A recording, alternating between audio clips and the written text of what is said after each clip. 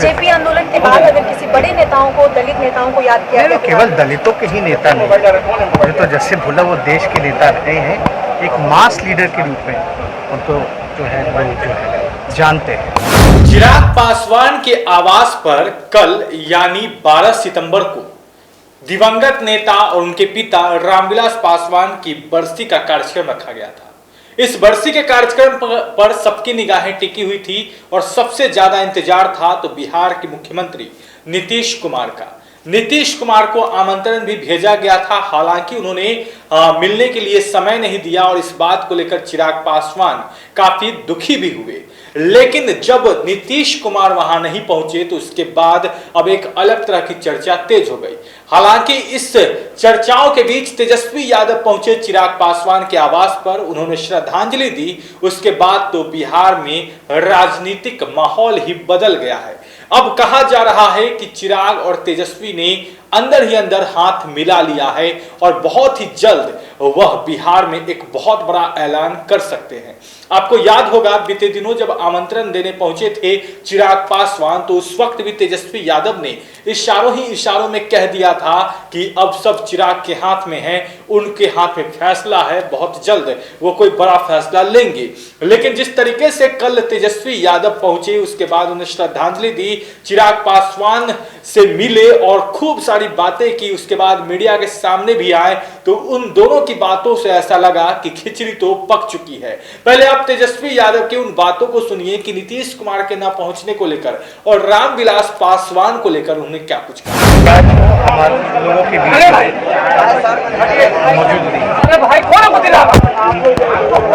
जो व्यक्तिगत जो जीवन जो रहा है, संघर्षों में रहा है, और जन नेता के तौर से मिलनसार रूप में मिलना जुलना, लोगों का ख्याल रखना, गरीबों, वंचितों, शोषितों के लिए हमेशा मजबूती के साथ आवाज उठाना, काम हमेशा से जनता के प्रति उन्होंने अपनी आवाज को बुलंद किया है।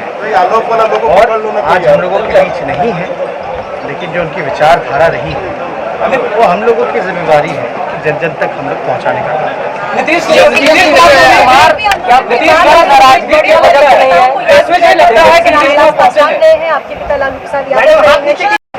जेपी आंदोलन के बाद अगर किसी बड़े नेताओं को, दलित नेताओं को याद किया, केवल दलितों के ही नेता नहीं, मुझे तो जैसे भूला वो देश के नेता रहे हैं, एक मास लीडर के रूप में उनको जो है लोग जो है जानते हैं।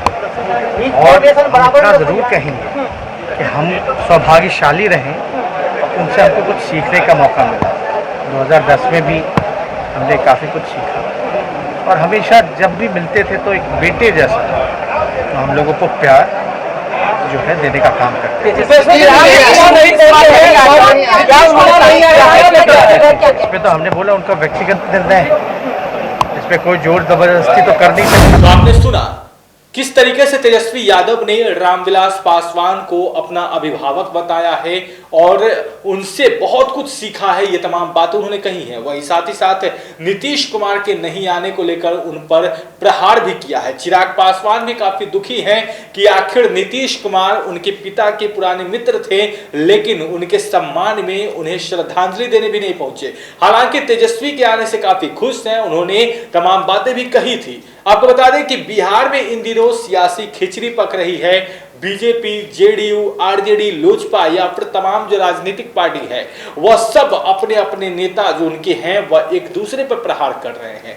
अपने ही पार्टी के नेता, अपने ही गठबंधन के नेता जो हैं वह दूसरे पार्टी पर प्रहार करते हुए दिख रहे हैं। जीतन मांझी भी कल पहुंचे थे। जीतन मांझी ने सीधे तौर पर कहा कि नीतीश जी क्यों नहीं आए हमको नहीं पता। उन्होंने सीधे पल्ला झाड़ लिया। नीतीश कुमार ही नहीं बल्कि जेडीयू का एक कार्यकर्ता भी कल नहीं पहुंचा। इस बात को लेकर अब सियासत जो है काफी तेज है। क्या नीतीश कुमार इतना ज्यादा नाराज हैं क्योंकि चिराग पासवान बीते कुछ दिनों से लगातार उन पर बहुत प्रहार कर रहे हैं, जेल भिजवाने की भी बात उन्होंने कही थी। तो क्या चिराग पासवान के बयान को नीतीश कुमार ने दिल पर ले लिया है? अब तो क्या कुछ होगा ये तो आने वाले वक्त में पता चलेगा। चिराग पासवान इस बरसी का इंतजार कर रहे थे, अब बरसी भी समाप्त हो चुका है, तो चिराग पासवान क्या कुछ फैसला लेते हैं जल्द ही आपको पता चल ही जाएगा। बन रहे NBC 24 के साथ, हमारे YouTube चैनल को सब्सक्राइब कर ले। आपका बहुत बहुत शुक्रिया।